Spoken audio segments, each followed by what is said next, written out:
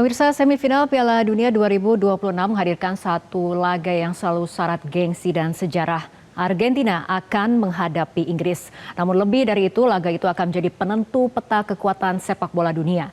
Jika Argentina menang, final kembali mempertemukan Amerika Latin melawan Eropa. Sebaliknya, jika Inggris yang melaju, partai puncak dipastikan menjadi panggung sesama wakil Eropa. Lantas, apakah Piala Dunia 2026 akan kembali menegaskan dominasi benua biru atau justru Argentina mampu menjaga gengsi Amerika Latin? Final Piala Dunia 2026 bukan sekedar perebutan trofi, tetapi pertarungan supremasi dua benua yang sejak 1930 menguasai sepak bola dunia. Pemirsa, hingga sebelum final, seluruh gelar Piala Dunia hanya dimenangkan oleh negara Eropa dan juga Amerika Latin. Eropa unggul jumlah gelar ada 12, sementara Amerika Latin memiliki 10 gelar. Semifinal Piala Dunia 2026 juga mempertemukan 4 tim elit dunia mulai dari Spanyol, Prancis, Inggris dan juga Argentina yang juga merupakan 4 besar ranking FIFA sebelum turnamen dimulai. Dan pemirsa, untuk mengulasnya telah bergabung bersama kami pengamat sepak bola Haris Pardede.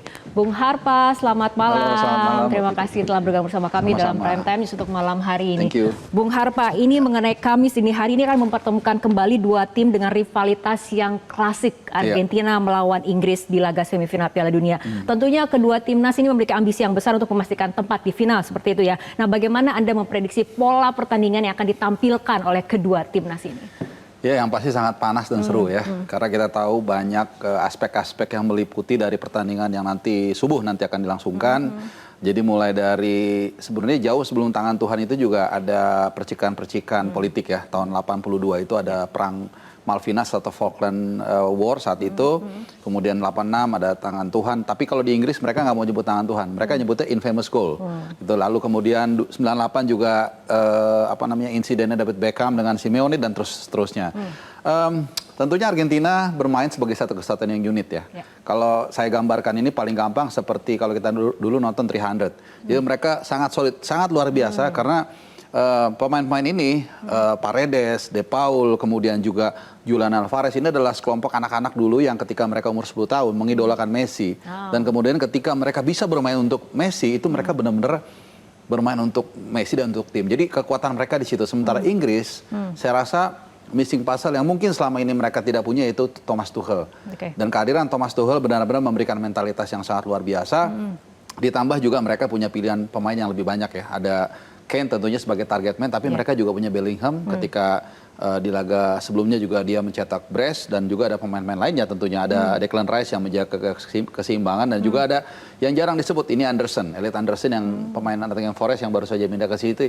Ini juga sangat luar biasa dalam menjaga lini tengah. Oke, Bung Harpa, kita membedah lebih mendalam mengenai Argentina terlebih dahulu. Ini penyerang Argentina Jose Lopez menegaskan seluruh penggawa tim Tengo ini akan tampil habis-habisan, sementara pelatihnya Lionel Scaloni nampaknya lebih tenang nih menghadapi pertandingan melawan Inggris. Nah, menurut Anda bagaimana kemudian Argentina akan membongkar pertahanan Inggris? Ya, yang pasti mereka punya Messi ya. Saya mengatakan mereka punya 2M, Messi dan mental. Apapun itu, suka atau nggak suka, pasti semua tertuju kepada Messi. Tapi tentu Scaloni juga paham bahwa Messi ini akan menjadi center of attention. Makanya kalau kita lihat, Mbak Fitri, mereka itu saat bermain itu Messi kadang-kadang nggak terlalu istilahnya itu mantek atau selalu terpaku di depan, tapi dia kadang-kadang all around mencoba untuk menarik perhatian atau barisan pertahanan dari Inggris. Dan kalau kita masih ingat juga di laga menghadapi Mesir, nah itu Messi itu menit 85 kalau nggak salah itu dari kanan dia melakukan soloran, udah umur 39 loh, dia masih melakukan sprint di kanan dan memberikan kipas lah buat rekan Steven. Jadi peran dari Messi ini tetap sangat luar biasa, tapi tentu saja ada McAllister juga yang kita tahu punya bola-bola atas yang sangat bagus juga, kemudian bisa mencetak gol dari luar kotak penalti, dan saya pikir peran dari pemain belakang ini juga sangat penting. Tagliafico di laga lawan Mesir itu juga begitu rajin ke depan, bahkan salah satu penalti yang tidak masuk itu tercipta karena Tagliafico ada di sana. Ini mantan pemain Ajax, dan juga tentu Molina di kanan. Jadi semua unit tetap bekerja dengan kolektif, tapi saya pikir Messi akan menjadi center of attention pada laga nanti. Nah, ini masih mengenai Messi karena Bung Harpa sudah menyinggung mengenai Messi. Ini penampilan sang kapten sekaligus bintang Argentina Messi melawan timnas Inggris ini akan menjadi momen pertama ya sepanjang karir profesional Messi untuk berhadapan langsung dengan timnas Inggris. Nah, apakah kemudian Messi memang akan tetap menjadi motor permainan dengan Albi Celeste dalam pertandingan nanti artinya, Bung Harpa? Ya, who else ya, pasti dia juga ya. Dan ini yang saya katakan ya, dalam pertandingan-pertandingan ketat, sebenarnya dua tim itu sudah tahu sama tahu. Sudah tahu siapa yang menjadi katalisator, siapa yang menjadi pemain utama, siapa yang mungkin kelemahannya juga mereka udah tahu. Tapi kemudian bagaimana serum itu diciptakan. Ya. Ini akan ada strategi antara Scaloni, Junto, Messi, karena Scaloni pasti tetap diskusi juga sama Messi. Kalau menurut saya ya, tapi kalau di Inggris itu mandatori akan menjadi milik wewenang dari Tuchel. Karena kita tahu bagaimana ya Tuchel levelnya dengan para pemain ini berbeda jauh. Jadi menurut saya sendiri, Bung Harpa. ya sebenarnya kan kalau yang menarik ini De Paul sama Paredes. Ini sebenarnya rebutan jadi bodyguardnya Messi nih ceritanya kan. Sebenarnya awalnya De Paul kan, tapi Paredes. Kemudian ada satu momen De Paul tuh nggak sengaja dudukin tempat duduknya Messi. Terus Messi bilang nggak apa-apa di situ aja.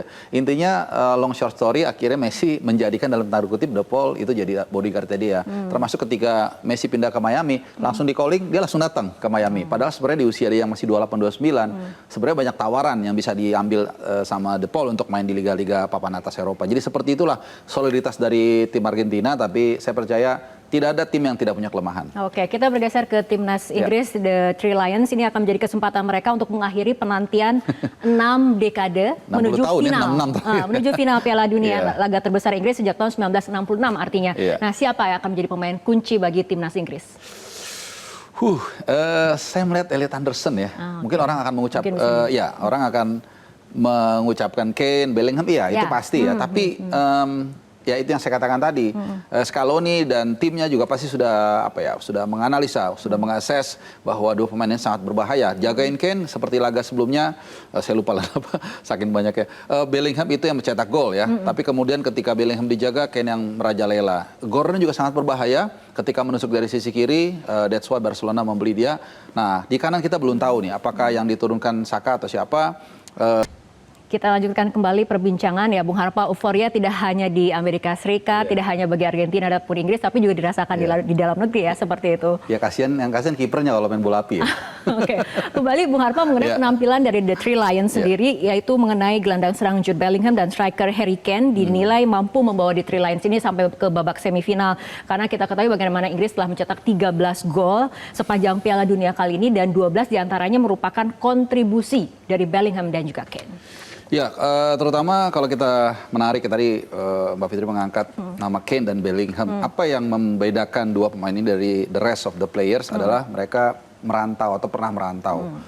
Kane agak sedikit terlalu lama menurut saya di Spurs, tapi di ujung karirnya mungkin dia pindah ke Munchen dan itu saya pikir membuat dia menjadi lebih lengkap sebagai seorang striker, apalagi di klub yang paling besar di Jerman, di Munchen. Kemudian Bellingham juga dia tumbuh dan matang di Dortmund, kemudian akhirnya dia meletek lah seperti itu di Real Madrid, dan ini membuat dua pemain ini kita lihat lebih offense, lebih cerdik dan juga lebih percaya diri. Jadi tidak heran dua pemain ini memegang peran penting. Nanti Argentina menang melawan Inggris, artinya di final akan kembali menghadirkan duel klasik Eropa melawan Amerika Latin, seperti itu. Namun bila Inggris yang lolos, akan ada Spanyol, ada Prancis, ada Jerman pernah juara juga di Piala Dunia, Inggris dan lain-lain. Gitu. Oke, nah mengenai sosok Messi sendiri saat ini kan kemudian berpotensi untuk menjadi pemain dengan top skor. Apakah kemudian hal-hal seperti itu bagi pemain bintang dengan pengalaman yang begitu luar biasa akan bisa mengganggu ritme pertandingan ataupun permainan dalam pertandingan nanti? Iya, sangat menarik pertanyaannya ya. Itu kembali lagi ke ego dia. Apakah dia mau mendahulukan ego dia atau ego untuk timnya. Kalau saya melihat Messi tidak melakukan itu untuk ego dia. Karena saya yang katakan tadi, ketika menghadapi Mesir dia berapa kali all around, turun ke bawah, bahkan ikut bertahan juga. Kemudian ikut memberikan umpan, melebar, menarik para pemain lawan, memberikan umpan, terupas, lambung dan sebagainya, itu dilakukan sama dia. Jadi menurut saya ya dia menggendong tim ini Argentina, iya, tapi di saat yang sama dia juga provide kepada rekan timnya. Jadi dia mencetak gol itu bukan hanya untuk diri dia, tapi untuk timnya. Itu yang saya pikir penting, dan para pemain yang ada di belakang dia, Rodrigo de Paul, Paredes, Romero, dan semua, mereka tahu itu semua. Makanya mereka kelihatan sangat solid. Tapi again, yang saya katakan tadi, Argentina bukan tanpa kelemahan. Salah satunya adalah bagaimana mereka ketika melakukan tackle ini, kadang-kadang memang mereka agak terlalu berani juga. Nah, mungkin ini bisa dimanfaatkan oleh Inggris yang sejak dulu sering dikadalin sama Argentina. Oke. Jadi mungkin kali ini gantian ya mereka yang melakukan itu ya. Oke, baik Bung Harpa terakhir, tapi apabila kita lihat dari semifinal dan juga final, ini apakah menjadi juga gambaran bahwa kemudian Piala Dunia masih menjadi milik Eropa dan juga Amerika Latin? Nah, ini yang saya pikir jadi menarik ya, karena bagaimanapun juga etalase terbesar sepak bola dunia tetap ada di benua ini.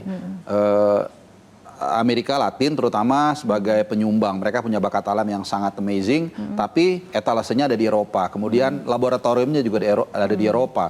Sebelum 2022 kan Latin cukup lama nggak juara ya, 2006, 2010, 14, 18 itu Eropa. Tapi kemudian ya kenapa itu terjadi? Karena Eropa itu punya laboratorium juga, artinya mereka selalu mengembangkan football science sehingga mereka walaupun mungkin secara bakat nggak sebagus Latin, tapi mereka bisa unggul dalam gelar juara 12 kali dibandingkan 10 kali. Jadi for the time being, for the next 10 years mungkin memang masih akan banyak berbicara ya di final Piala Dunia, tapi kita akan tunggu bagaimana penampilan Argentina dan juga Inggris yang nampaknya akan sangat menarik sekali untuk disimak ya Bung Harpa. Terima kasih Bung Harpa telah berbincang bersama kami malam hari ini dalam Prime Time News. Jelajahi cara baru mendapatkan informasi. Download Metro TV Extend sekarang.